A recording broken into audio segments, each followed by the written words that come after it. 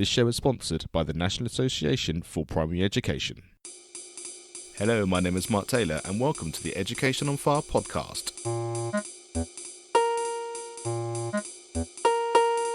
The place for creative and inspiring learning from around the world. Listen to teachers, parents and mentors share how they are supporting children to live their best authentic life and are proving to be a guiding light to us all. Hello and welcome back to the Education on Fire podcast. If you've been listening for any amount of time to this show, you will know that my whole idea about culture and the environment that our young people get to learn in is incredibly important above and beyond the curriculum, which is then on top of that in my view. Now, today I'm going to be chatting to Hans Appel, and he's worked as a counsellor in the Richland School District for the past 19 years and at Enterprise Middle School since it opened.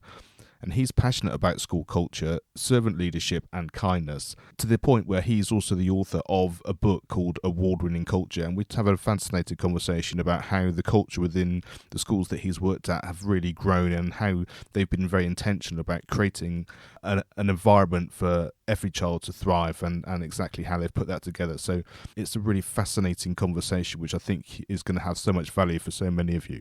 And I also wanted to remind you that the Executive Function Online Summit for Compassionate and Proactive Parents, hosted by Seth Perler, is coming up August the 21st, 22nd and 23rd. Now, if you didn't catch the bonus episode last week or you want to find out more information, please go and visit educationonfire.com/blog. And there's a direct affiliate link of mine which takes you through. You can sign up absolutely free and it gives you details of the whole event. And I think this is such an important thing, and it's a real heart-centered 3-day journey with over 20 executive function experts who really get your uniquely wired child. So I hope you sign up for that, and it should be a fantastic event. But today's episode is with Hans Appel, talking all about award-winning culture within your school. Hans, thank you so much for joining us today. I just wanted to start with this fantastic quote that you've got on your website, which is, "We believe that education at its highest level is about inspiring others to discover and develop their joy." Where did that come from? And tell us a little bit about that. I love that you led with that quote, because that quote really speaks to my why. And I think so often when we meet new people and introduce ourselves, we focus on our what. And I really think our why informs our what. So thank you for leading with that quote. You know, I think that's what it's all about, right? Like living out your why. Understanding your own unique strengths and passions and aligning those to some deeper meaning, which is purpose, right?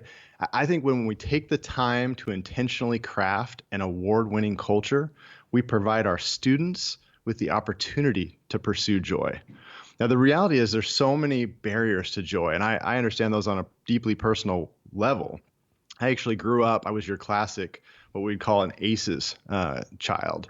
So child of divorce, abusive home. So for me, school really became my safe haven. It was my place I could go. I could be age appropriate. I didn't have to worry about solving complicated adult emotional problems. I could just be a kid. And so my teachers, my coaches, my friends, they really became like family to me.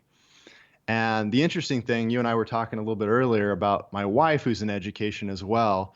Jennifer's actually a 4th generation educator. So when I met her, I immediately got kind of roped into this like family atmosphere of, serving others and working with kids. And so I started to shift towards, education and school counseling specifically in college. And I've spent basically the last 19 years working as a middle school counselor. I love that age. They're crazy kids, 12, 13, 14-year-olds. There's so much going on with them. And I feel blessed. I get an opportunity to work with my wife every day at that school. And kind of over the years, we realized that some of the things that we were doing regarding school culture and climate were different than what was happening in other schools. And so we started having people, district leaders and even program developers reach out to us, specifically myself as the counselor and Jen, who was the leadership teacher at our school. They reached out to us to find out what is the secret sauce, like what is going on that's so different at Enterprise. And that really forced Jen and I to sort of do a deep dive and try to uncover, what was happening that was unique in our building. Because I think what happens in schools and maybe just in life, is we just kind of do our thing and we don't stop and really reflect about, what's going on and why are we doing it this way? And is there any intentionality to what we're doing? And we started speaking and blogging and eventually, creating a podcast. And that all led to us working now with, teachers and educators and districts all over the world at this point. And, trying to help them to create these joy-filled learning environments. So that quote that's on my website, it really speaks to what we're all about. How can we infuse joy back into our schools? I love it because I often talk by saying, children are born, they're just so enthusiastic about life. They grow and they learn so organically. There's nothing to do with them. You just have to give them an environment to thrive. And then you start to enter the school system, and then it's all about telling them and teaching them and controlling them and all of that kind of thing. So I'm really interested about how that's different and what those solutions or what those ideas were that made a difference in your situation. So yeah, we really came back to these three big pillars. So character, excellence, and community. Character being, will you do the right thing? Excellence being, will you do your very best? And community being, what will you do for others today? Those ended up being kind of what we call our house rules, right? I think a lot of times in schools, we think about rules as like, keep your hands and feet to yourself and things like that. But we really wanted to get broader with our rules so that they could apply to students, to staff, to our entire community. And so those three things really became kind of the pillar of everything else that we were doing. And you kind of spoke to it there. It's almost like they show up to us this way, right? And then we sort of educate that out of them, right? We start, focusing on things like compliance, right? And really, infusing voice and choice and autonomy and influence right into what they're doing would be the more appropriate, solution. So I'll give you one example. We were noticing that at the middle school level, there's issues with lunchtime behavior, students making a mess or just not respecting the space and what they're doing in there. So what we did for years was apply more rules, right? More supervision, more rules, trying to enforce them to doing the right thing. And there were certainly kids that followed the rules, and then there were some kids that, blew off the rules and they didn't want to participate in doing what was the right thing to do. What we noticed is we saw a really huge difference when we got super intentional about teaching the kids about the custodian's job, right? And so we ended up having about 25 student leaders take on what it felt like to do our custodian's job for that hour, like during lunchtime. And at the end, they had time to reflect and kind of learn, what did they learn and what did they take away from this, experience? Well, one of the big takeaways is it took us 25 students to do this one adult's job, which is simply cleaning the cafeteria, right? Every day for an hour. They were exhausted. They were worn out. During that time, they ended up, getting to meet him and really learn his name and, what he's about and his family, really make a personal connection. Well, the thing that we noticed is when that happens, when we start empathizing with somebody, when we start having that, that connection and opportunity to show kindness towards somebody, we suddenly don't want to make their job any harder. So the behavior changed almost overnight in our comments. It was like, okay, we see this person as a human being now, and we have this connection. So this is all of our cafeteria. We need to make sure it's clean. The cool part when you start empowering student leaders like that is they start generalizing it to other areas, right? So it suddenly wasn't just about the commons, our cafeteria. It's the same experience in the locker room. It's the same experience over here in the library. So suddenly they have ownership over their school. What I really love about that is the sense that you don't go down that path of it's just their age. It just is that. It's that sense of it might be when you're not thinking about it, or when you don't understand the being empathetic, like say, or the understanding of who these people are that are working within the school. But by showing them an understanding, I love the fact that it changed almost overnight. And it's the sort of thing I've been talking about for a while now, is the fact that it's that kind of showing, that kind of learning together that makes a massive difference. And yes, especially as you start to hit the teenage years, you've got bodies changing and brain chemicals and all of that kind of thing. But I think that's even more important then, to start to have that real person-to-person connection, so that you grow into this. Yes, everything's changing, but you have some control, even if it's not your immediate reaction, to kind of really understand how you then want to show up beyond that. Oh, I totally agree. And you're really speaking to what I call experiential learning, right? Which is doing and then reflecting on the doing. And I think so often we talk at kids, right? We tell them, be nice, do this, do that, but we don't actually put them in a situation where they can experience it for themselves. Because I'll tell you what, and as an adult, when you do an act of kindness for somebody, it feels good. Like selfishly, you feel good doing it. And so when kids have that opportunity to make those connections deeply at 12, 13, 14, whatever, it just changes their whole life. And I think that understanding that even teachers, anybody that works within the school environment, are human beings, and understanding a bit about their background, the sorts of relationships that you have, even though there's a certain amount of respect and there's the generation in terms of the age difference and all of that, being aware of all of that, but knowing that they are somebody's father or mother or sister or brother. And like you say, the fact is then, well, why would I want to make their job harder? Why do I want to?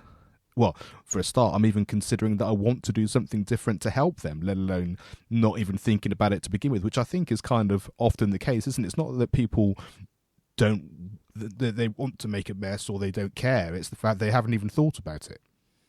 Oh, exactly. Yeah, it's kind of that idea of being mindful of the moment, right? Being where your feet are and really being in that moment. Like right now, I'm talking to you. I'm fully, committed to this moment. Like the phone is away, like all distractions are away. What if we taught kids to really be in the moment that way?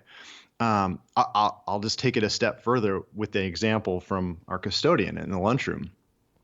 Probably a month later, we were looking for a way to do something nice, and kind for our custodian.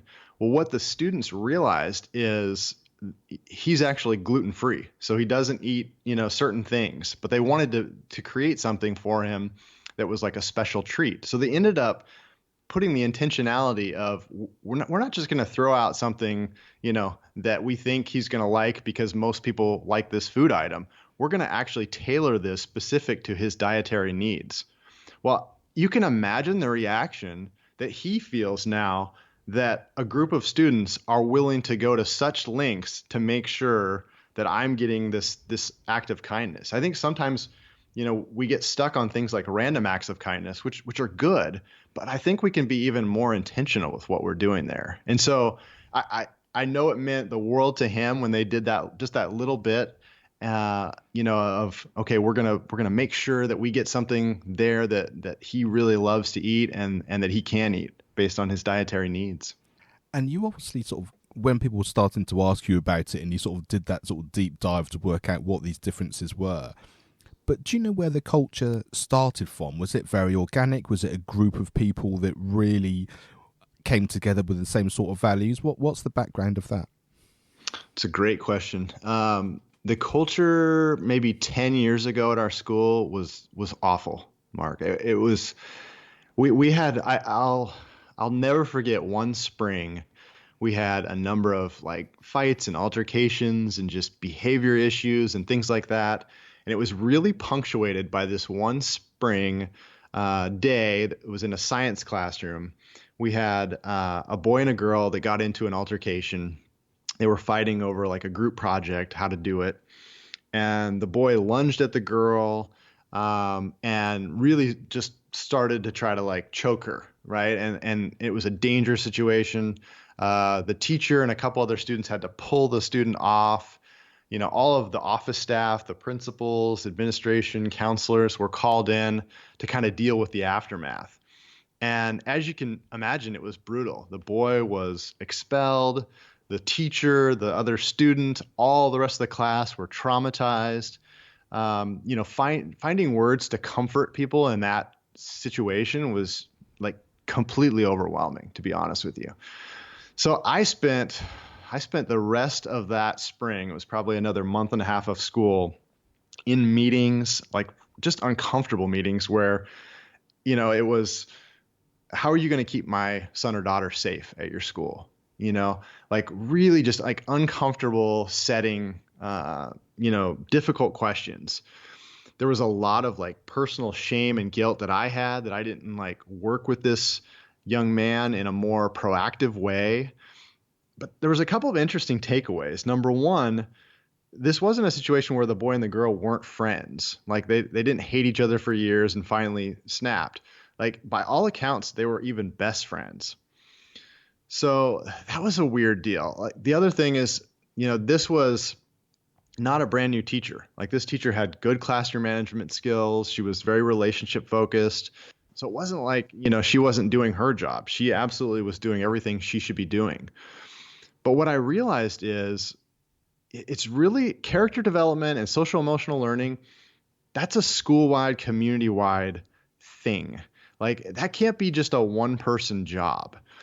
And so as much guilt as I had that spring, I started to kind of do a mind shift over the summer and realized, okay, this has got to be more than just me trying to support students like this is emotional regulation and ways that they need specific skill in. And so that's when we started pivoting towards bringing in an SEL character specific program where we could literally every week spend time teaching, things like kindness and empathy and, how to shake somebody's hand and just like all of those like basic things that we take for granted.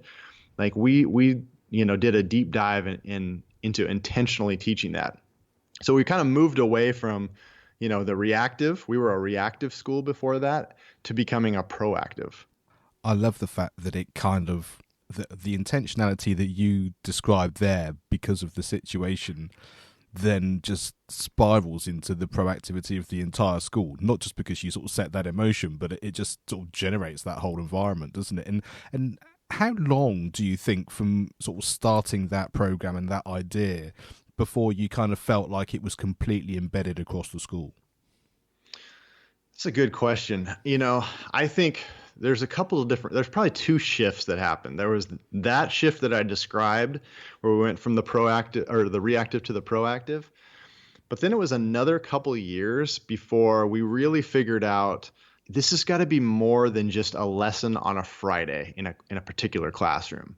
So that's really when we started waking up to the idea of intentionality.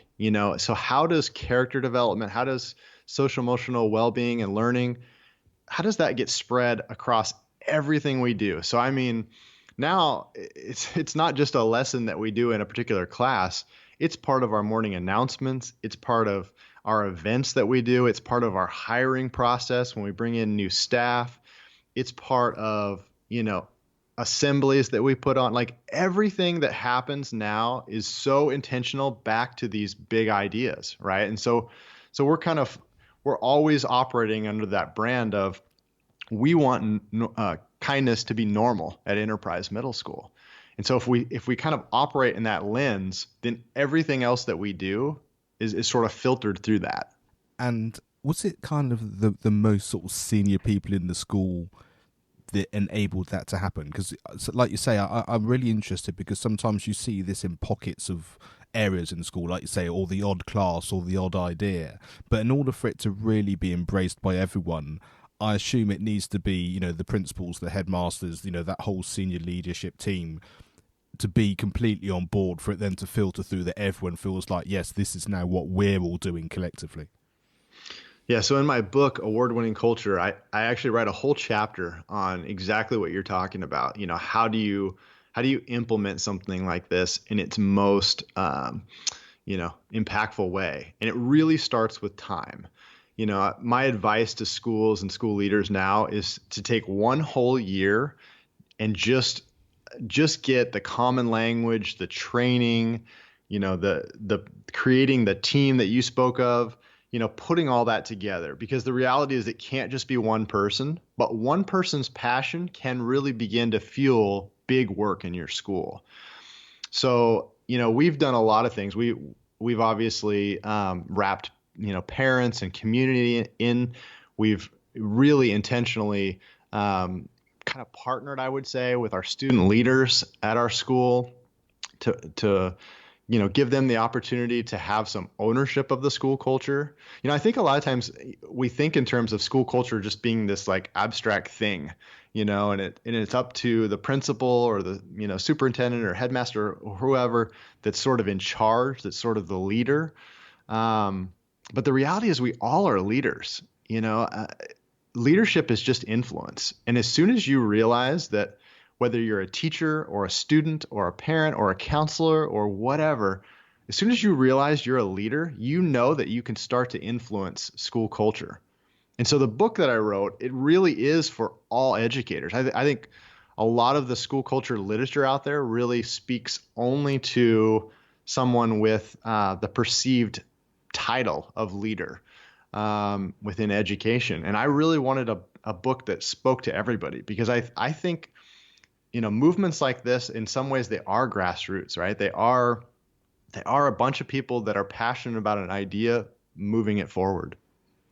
So take us through exactly how you're bringing this to the world. You just spoke about the book there, and of course you've got the podcast and the blogs and the speaking. Tell us about how you're bringing this message to everybody that's wanting to understand it and to take part, because I think it's one thing having that wonderful sounding environment like it sounds like within your school, with that intentionality and that mindfulness, but the gift to be able to share it with us all, which is the reason I love the whole podcasting world and what we're doing here, is the fact that it is that spark, it is that lighting the fire, and that sounds like that's what you're doing with that ability to then fan it around the world.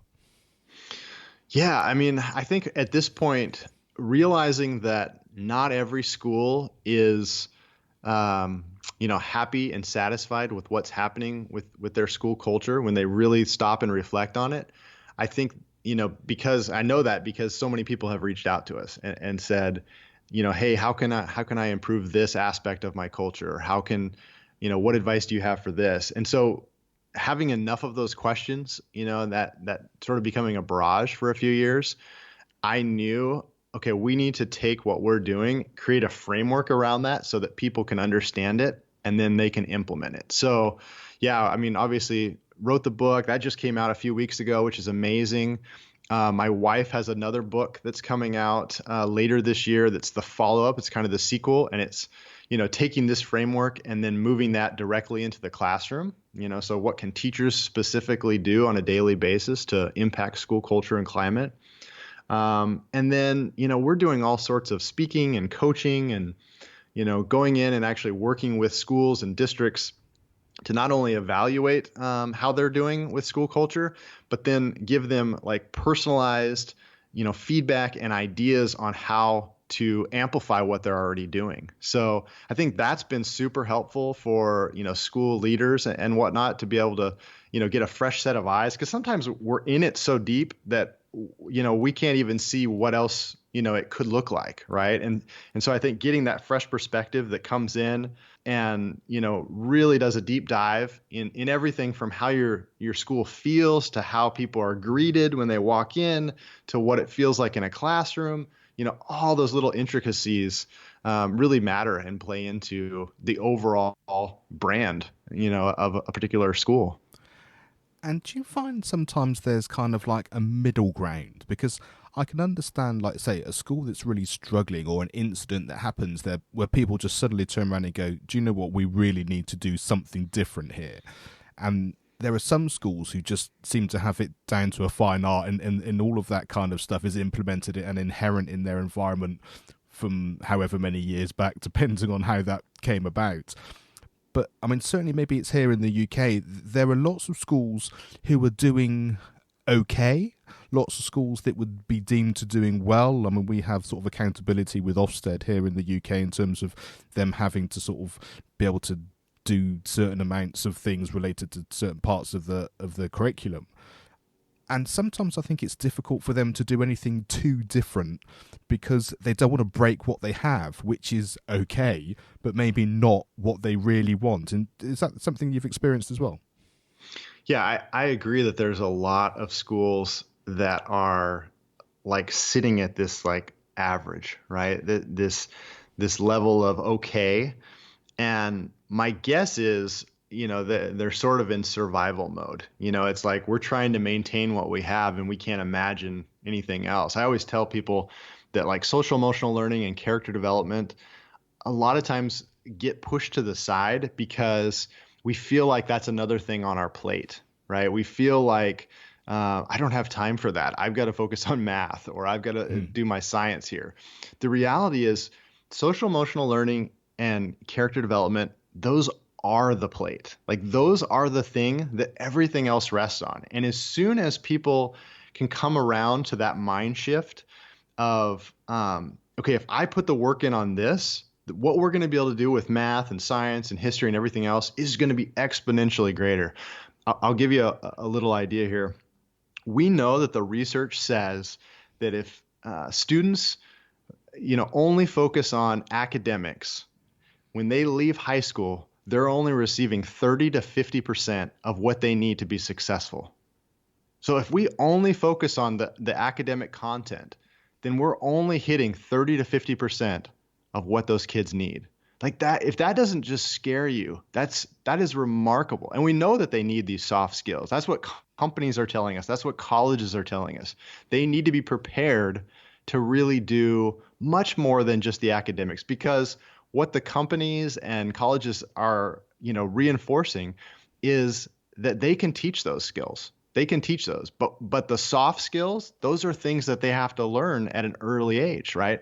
And so if they get out into the workplace and they're, 22, 23, 24, and now they're trying to, go back and learn how to, be a good listener and make personal connections with people and all of those important skills along the way, then they're so far behind. They're so far behind. And so I think it starts by going in and really giving schools and educators a deep why as to, what makes this work so crucial and how, if you put the time in on this work, you're going to see on the back end huge growth academically. I'm really glad you brought that up because that's something I believe in truly as well, is that the sense of what we're doing is we're allowing our children to learn and to grow and, like you say, to give them all those skills that they need. And you're quite right, it's what the world beyond schools are telling us they want as well. So it seems amazing that it's not implemented because the system wants it to be there, but it doesn't seem to be the case like that.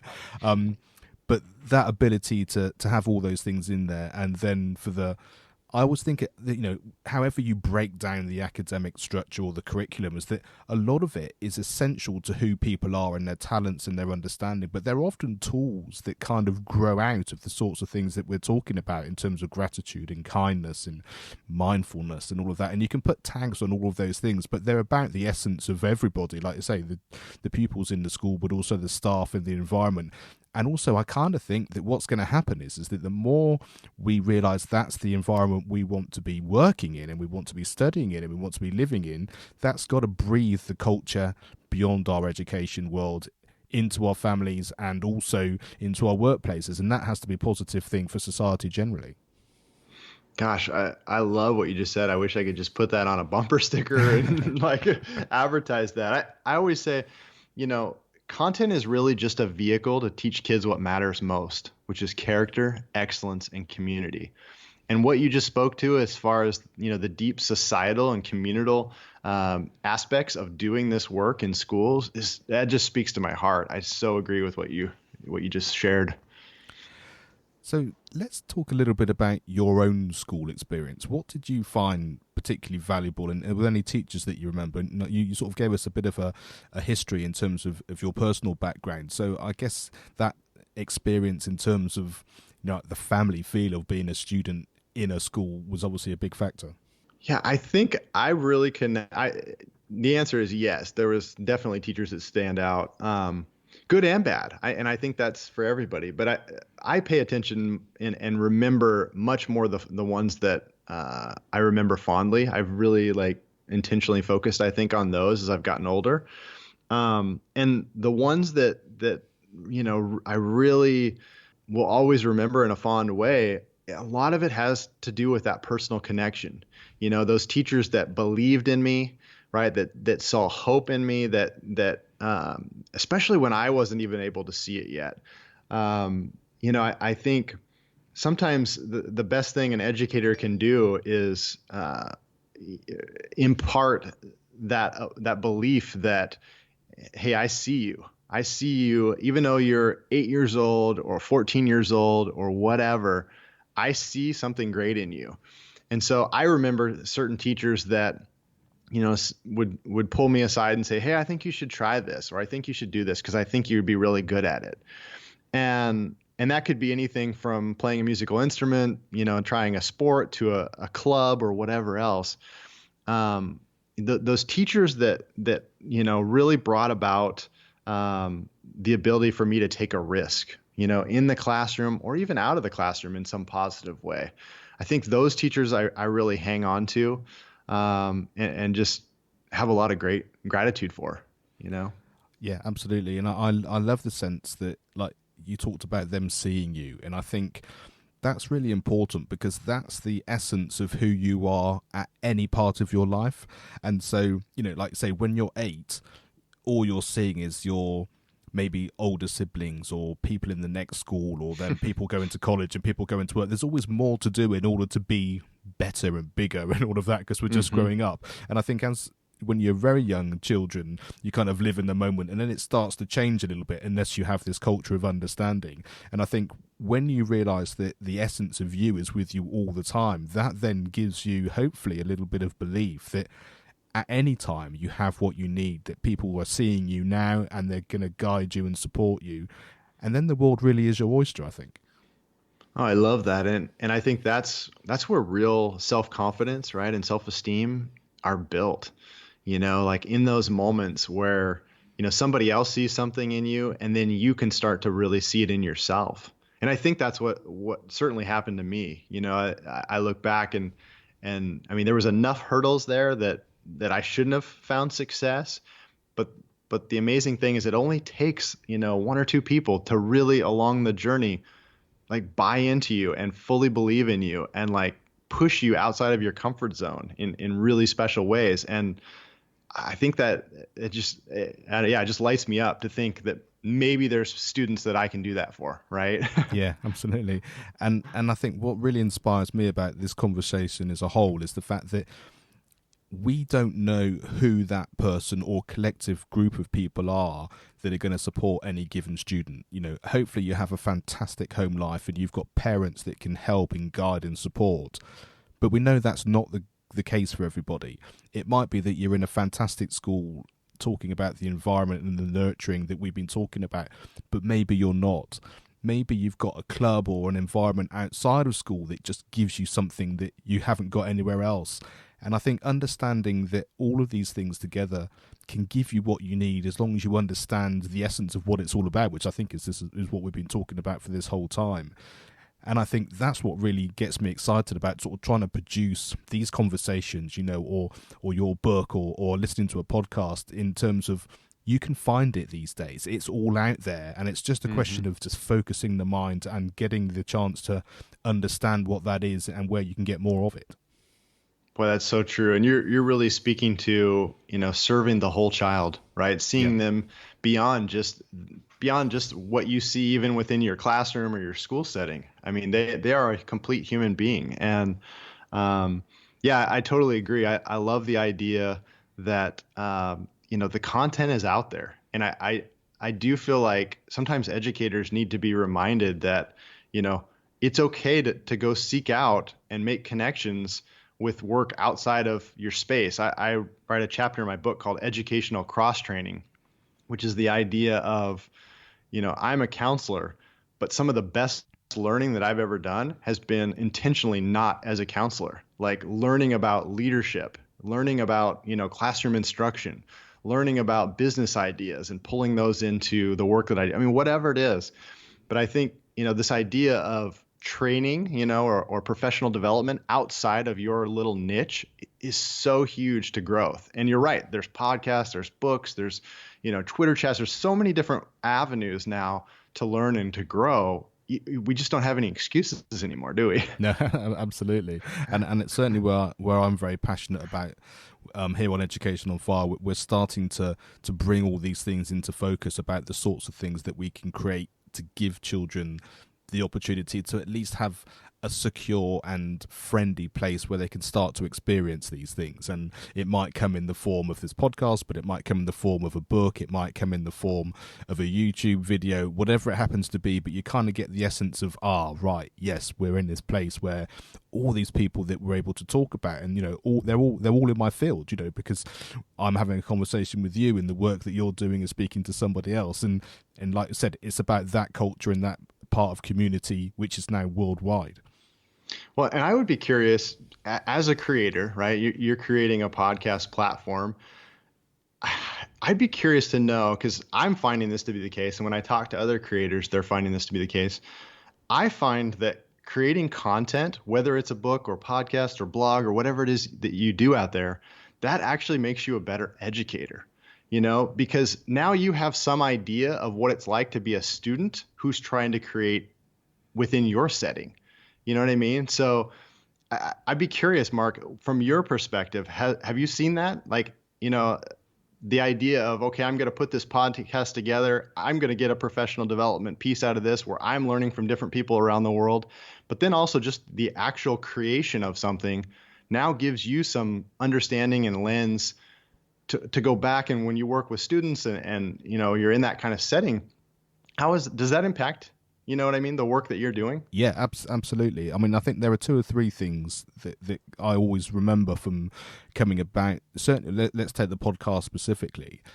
I'd started listening to podcasts and then suddenly realized that it's something that, well, not that we could all do, but that, the barrier to entry to doing a podcast is much lower than needing a radio studio somewhere. I'm Yes. sat in my home, Yes. With my laptop and a microphone, and to be honest, you can even do it with just your phone. There's all manner of things you can do. You can get into as much detail about that as you want to.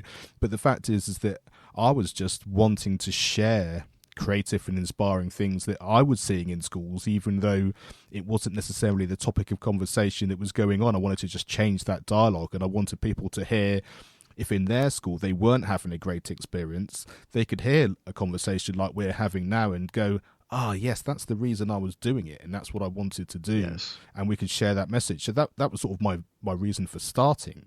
It was just literally a kind of let's do this because it's possible.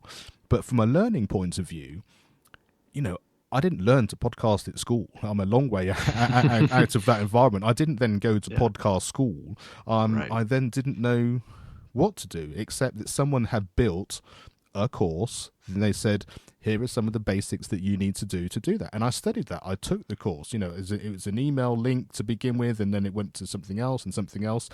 And then all of a sudden I found there's this whole podcasting world of incredibly supportive people who just want to help you podcast. They've got so much advice. They want to give you so much support. They want you to get your message out there.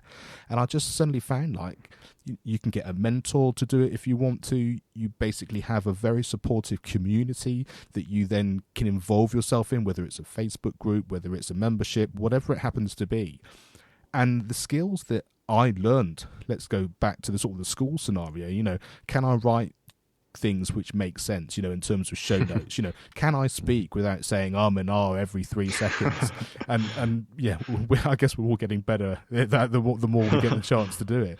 And also that sense of, I'm really worried about this, I'm really nervous about this, and that, am I actually going to do it? The time from when I actually was set up to create a podcast to the moment the first podcast went out was probably a few months more than it needed to be, while I was kind of umming and ahhing. And like you said, when you understand that's the case, and that's the sort of experience that many pupils and students will be finding on a fairly regular basis, because they're always learning something new and there's something else to be going on. I think you're absolutely right. It makes you a much better educator, and feeling that fear factor or that unknown, I think, is a really positive thing. but I decided it was something I was really interested in, and I wanted to go sort of all in, and that's what I've done. And that's why I think starting with that quote that we did and sort of finishing with joy, it was something I wanted to do to give me joy, and it really has. And the world that's opened up because of it has been absolutely amazing. And I just think that's the essence of everything. And it's why I'm loving having these conversations. But it's also what I think, while it's not something which you can mark and tick in terms of what grade I would get as a podcaster, it's opened up my entire world to grow from here on in. And I think I'm only at the start of the journey. And that's really exciting. And I think if we can make that what we're giving to every child, then that really is an exciting prospect. Oh, I totally agree. And something that really stuck out while you were talking is that you had to go back and learn to be a student. That you didn't have specialized training. You didn't know what you were doing when it came to this.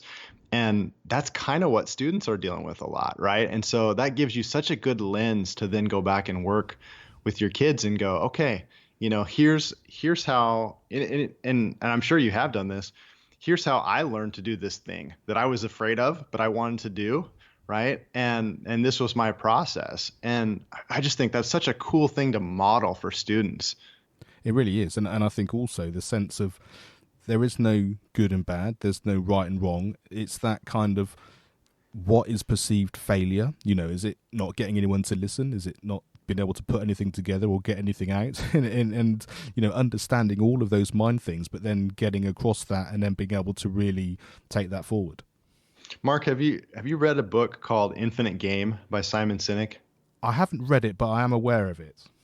Oh my gosh, you need to read that, because what you're saying totally speaks to that. And education really is an infinite game. And a lot of times, we take these little benchmarks, right? These little grade marks and grade levels and things like that to try to make it a very finite game. But the reality is what you just said, you can't grade yourself or decide whether you're a good podcaster or whatever after a month or a week or a year. Like, this is a long-term game you're playing, right? You're trying to become the best, educational podcaster you can.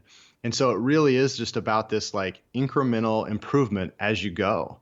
And there's my book recommendation for you. Fantastic. Yeah. That was absolutely brilliant. And I love that when it just comes up in such a natural way. It's absolutely perfect. And I really love that.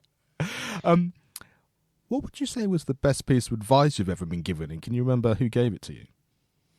I would say, my first year as a counselor in education, I had a vice principal that noticed I was putting in some, long hours and whatnot. And he gave me two pieces of advice. He said, number one, you need to make sure you're taking care of yourself. The work is still going to be there tomorrow. So, at a certain point, you need to give yourself grace and, acceptance that, you're done for the day. And so that kind of gave me that freedom to, to say, okay, there's a certain point where I know I need to call it a day, sort of thing. But I would say the advice along the lines that he also gave me a little bit later that really stood out a lot was, finding gratitude every day with things that are happening, in your job. And so he actually, one of the things he told me to do was get a file folder and just start putting these positive anecdotes and stories and emails and just little things that pop up, cards, thank yous, whatever it is you get. Just start putting them in a file and just keep that. And then when you're having a really hard day, because there's going to be really hard days in all work, but especially in education, there's times where we don't feel like we're making a difference or, reaching everybody that we want to. Go back and look through that file folder. And, that kind of is that reminder of being able to find the gratitude and those exceptional moments. And so I think that little thing has now kind of rolled into, each morning I start my day actually writing a little bit just for myself. It's not something I put out into the world, but it's just a little bit in a journal that's all about gratitude. So what am I grateful for that day and maybe even the previous day? And it just kind of, I don't know, it realigns me and keeps me focused on that big idea of joy. I really, really like that. And also it's indisputable, isn't it? Because every time you open that up, it's like all this has happened. All of this is in my experience, and whatever my brain is computing at the moment, this is reality. And I've taken the time to make a note of it. And that just has to change how you feel in that moment immediately. Absolutely. Well, because like you said, we don't know everybody that we've impacted, right? I mean, there's people all over the place that you'll impact that you'll never know. And that's the nature of it, right? We won't know everyone. But when you get those opportunities and you realize, okay, this was a positive moment, or this was a cool thing, being able to reflect on those like consistently, man, that can change your whole perspective and outlook. Yeah. And just to finish off, what advice would you give your younger self? And I always caveat this with the fact that I know that as a younger person, we might not take that on board, and looking at it in hindsight as an adult is an interesting perspective. But even so, what advice would you give your younger self? Take more risks. 100% I would take more risks. You know, it really speaks to what you just said about the podcast. I think education in general struggles to take risks at school and in the classroom. I think a lot of times we try to play it safe. And I think I did that even as a kid. I think I was always trying to mitigate risk. And what I've realized is the biggest successes that I've ever had are when I took risks. You know, I announced to the world that I was starting a podcast before I even knew what a podcast really was. I mean, I didn't know what I was doing. I said, several years before, hey, I'm going to write a book about school culture. And I didn't have a publisher. I didn't have an outline. I didn't have nothing. But I think sometimes when we just put it out into the world and into the space, sometimes, taking that risk really can be all the difference. So I would have definitely told myself, take more risks. And I think there is very much, like you said, that culture of kind of, I can't get it wrong. I can't ask too many questions. I can't, if I say something, it means I've got to do it. And I think, like I said, putting it out there, just doing it, you're here to be all of you. And if it's in your psyche, if it's in your awareness and you feel it, then do it and certainly put it out there. I love that. That's great advice. So let's finish off. Tell us exactly where we can find out more about the book and the podcast and all the fantastic work that you're doing. Yeah, so the book is called Award-Winning Culture. It's on Amazon and Barnes & Noble, and it's also on our website, which is maybe the best way to connect with me.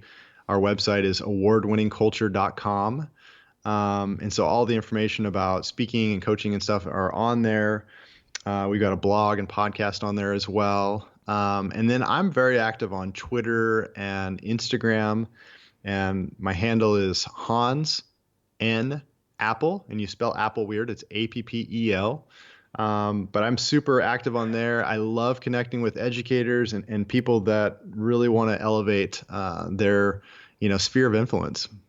I love that. And we'll have links to all of these things on the show notes on this particular podcast episode. So just make sure if you didn't grab any of that, just go to educationonfire.com and put Hans Appel in the search bar, and all of that will pop up. So Hans, thank you so much for your time today. It's been a fantastically interesting and inspiring conversation, and hopefully we'll get a chance to do it again and really be able to impact so many more people around the world. Absolutely. Thanks for having me on. I'd like to thank the National Association for Primary Education for their continued support and sponsorship of this show. NAPE are currently supporting teachers by producing fortnightly videos which cover themes like art, school trips and literacy. Also, they are giving away e-copies of their professionally produced journal, Primary First. To find out more about the association, please go to nape.org.uk. That's nape.org.uk. Thanks for listening to the Education on Fire podcast. For more information of each episode and to get in touch, go to educationonfire.com. Education is not the filling of a pail, but the lighting of a fire.